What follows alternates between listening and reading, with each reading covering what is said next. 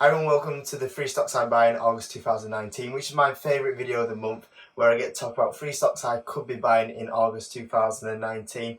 And it's a video that always does best on the channel. It always gets loads of likes, comments, and I have some really good discussions with people in the comment section on these kind of videos when I do them. Now there's a few points I'm going to make really quickly, as well as saying give the video a like. And these are really key points to take into place when I am invested in August 2019. This is kind of what I'm thinking right now. So one of the first things is that on this channel, it's all about long-term investments. And when we talk about long-term investments, we're talking about 1 to 5 years down the line. Now, there's potential that if these stocks in the next 2-3 months go up huge, there's potential that we could sell them before the 1 year comes around. But more than likely, I'm looking somewhere between the 1 to 5 year mark. My second point is that the stock market, in my opinion, is getting slightly overvalued, and there's a couple of reasons why it's getting slightly overvalued. But overall, if we look at the stock market, it's now towards its all-time highs, and there's a few little concerns, a few little cracks that I'm a little bit worried about. And I feel like when the stock market is at these kind of highs, that's when I don't like to invest into stocks. I like to invest in stocks when they're a little bit lower, when they're on a discount, when a few more people are a little bit scared of the stock market. That's when I like to buy. I like to get them from cheaper, so that when I buy into stocks, I kind of have a bit more range to make a little bit more money, a little bit more profit. So when the stock market is sitting towards these highs, that's when I kind of stand off and I wait for one of those kind of golden pullbacks that happened a few months ago. We had a little bit of one in May, not a huge one, but when we talk about like towards December last year, that was a really good opportunity to buy, and that's kind of the pullbacks that I really like overall. So I'm kind of holding off for a pullback at the moment. And one of the reasons why I feel like it's slightly overvalued and it's at 52-week highs is because of the Fed as well. Now we've got the China trade war, which has kind of calmed down recently, but I still don't feel there could be a massive deal in that one. So that can kind of carry on going forward. But another reason is because of the Fed, and I think that at the moment the Fed are more than likely going to be cutting rates, or people think they're going to be cutting rates. I think 70% of people think that they're going to do it. And personally, I don't think the Fed are going to be cutting rates, because I feel like the economy is still not in too much of a bad place, and I feel like at the moment, like, employment's still pretty good, and for them to cut rates at the moment would be, in my opinion, the economy isn't slowing down enough to adjust the rate. And if we look at rates, they're not even that high historically compared to beforehand. So in my opinion, I feel like the Fed have kind of been giving out a bit of a false message, because I don't feel they are going to cut rates. And if they don't cut rates, we should see the stock market actually pull back, probably about 5 to 10%. So we'll find more about that at the end of the month, but that's another reason why I'm a little bit worried about investing in the stock market just at this moment. And my last point is that with earnings seasons coming up, potentially there could be a few stock market movers. When companies report earnings, that's when they're quite volatile, and in some stocks that I really like, if they miss earnings, we could see some sort of stocks pull back 5, 10, 15%, so that could create an opportunity to buy into some of them stocks. So I'm kind of just watching through earnings season as well and see if any good stocks come up on a discounted rate. So we're going to start with number 1, and I'm kind of going to give some like good reasons, bad reasons. I'm only going to talk about each stock for about 2 minutes. If you wanted to see more detail about these stocks, I'll probably have a full video on that company and looking at the full fundamentals of the company. Good reasons, bad reasons, price targets. I think I've got a full video on all these stocks that I'm about to say, so I'm going to only go on them for about 1 or 2 minutes and give a couple of reasons why I'm watching them. Number 1 is United Rentals. Now, United Rentals is a very basic company. I like very basic companies that have an easy business model to understand. Obviously, when you're a rental company, and you kind of rely on the economy as well. When you're a rental company and you rely on the economy as well, obviously it's a little bit risky if there's a recession around the corner, which a few people have talked about, but at the moment it doesn't seem like there will be one.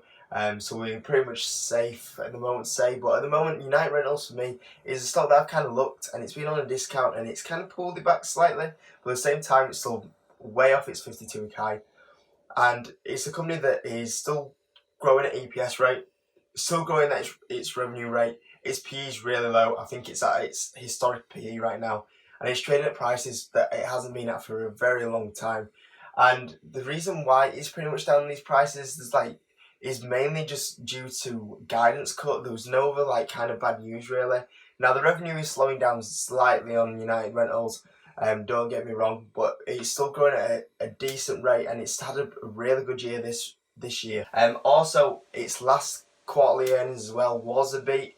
Another reason why it went down is because it cut in guidance, but still, its last earnings was really strong, and after its last earnings, it actually went up really a lot, and then it just pulled back, which is really strange. So I don't really know why this stock is down so much, but it stands out as one of the ones that's on a big massive discount right now for me. A couple of bad reasons, like I said, guidance cut, revenue EPS isn't going to be as good as previous years, but it's still pretty decent. Obviously, on United Rentals, you got the slowing revenue, and one thing that is probably the reason why I've never kind of really invested into this stock is because it actually doesn't pay a dividend.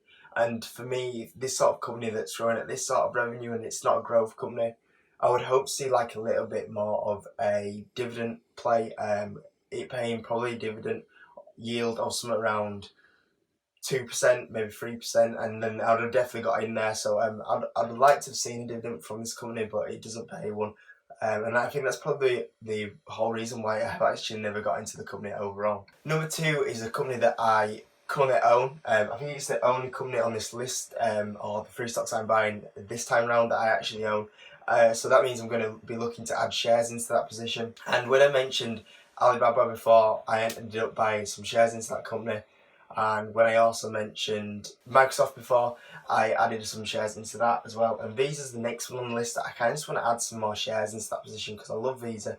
Great company. It's a growth company. It pays a slight dividend as well. It's still got some great EPS and revenue growth going on. It's a very safe stock, and historically, when we look at payment companies, they've just done so well. Whatever's happened in the stock market, if the stock market hasn't had a great year, still MasterCard, Visa have had great years going forward. So for me, it's just another company I'd love to add add that position into my portfolio. It's growth that you could have from other countries that are less developed and growing as well is awesome. You know, more people starting to go to card, and there's still a lot of people using cash, and potential customers for Visa to capitalise on that are still using cash are going to card. And I think a lot of the generations coming through as well, they're going to be using card more than cash. So very safe company in my opinion, and it's a stock that I've wanted to add for a long time, but is slightly at a high PE now, which is one of the negatives that I've put down. And like I said at the start of the video, I like to get into stocks on like a bit of a discount. Now I don't think this will ever go to a 52-week low, but I'd love to get into Visa more on a 5-10% discount. And I don't think I'll get that with that Visa, so it's kind of me considering now, do I just go in at towards 52-week highs? And I'm considering it because I know that if I'm looking at 5 years down the line, is Visa going to be worth more than what it is now? Yes, so it probably would pay off. It's just that if the stock market went down massive in 2 weeks time, I was so annoyed that I just didn't wait for that discount, and that's what I'm holding off for. But at some point, if my cash gets built up quite a bit, I probably will just take the plunge and buy some shares of Visa quite at 52-week highs. And my last stock is a stock that I've not mentioned on this channel for a while. It was last time I mentioned about buying this, and I said that going into 2019, it's a stock that I'm going to probably buy because of the streaming service that's coming out. And I never ended up buying it, and the stock went up huge, and that's what always put me off, is that I kind of thought, I missed out on. But I'm really annoyed with myself because it's a company that I recommend to myself to buy this year, and I never bought it, and I missed out on them gains. But I was looking at this company the other day, and I was going, you know what, for the price that it's at, there's still a lot of upside in this company, and that company is Disney. Now, obviously, we've got the streaming service that's going to be absolutely huge, and I think that'll be really good for Disney. But because it's also diverse and it's got all the other things going on for it, obviously the theme park seems to be doing absolutely amazing. They just seem to get better and better. There's more attractions being built there. Obviously, we mentioned about the streaming services, and also one thing for me is that when I considered the amount of movies that are coming out right now, the amount of movies that are coming out that are Marvel movies that are doing absolutely amazing and smashing box office. We've just seen it with Avengers. We've seen how many they've got planned. We've seen the amount of Star Wars films that are coming forward. I think they've got a Darth Vader, who's like the icon of the franchise movie, coming out somewhere soon, which will be massive for them. So all around, Disney has so much things going for it, and when it's still at this PE and it still pays a nice dividend, I reckon it still might have some upside. So I did consider looking at that one this week, so I don't know if I've just had a slight small position in there. But like I say, one thing that's always put me off on that stock is that 52-week high, and I kind of should have invested earlier and I didn't, but do I bite the bullet and get in 52-week high? But I still see a bit of upside in there. Like United Rentals, I see 30% upside. Visa, I just see so much upside. And even on Disney, I still see 30% upside. So I'm seeing a few decent upsides in these companies, even at these prices right now. So everyone, that's me talking about the 3 stocks I'm looking to buy in August 2019. I hope you enjoyed it. I hope it helps you if you're looking for some stocks to buy. Like I say, I'm kind of hesitant at these prices, at the price the stock market is at right now to buy these stocks. But these are kind of 3 good opportunities that I think that are out there right now at these prices. So we'll see what happens. And if I do buy them, I'll make a video and I will update you about where I bought these stocks and the prices I got in at. If you could give the video a like, guys, subscribe, and I'll see you on the next video.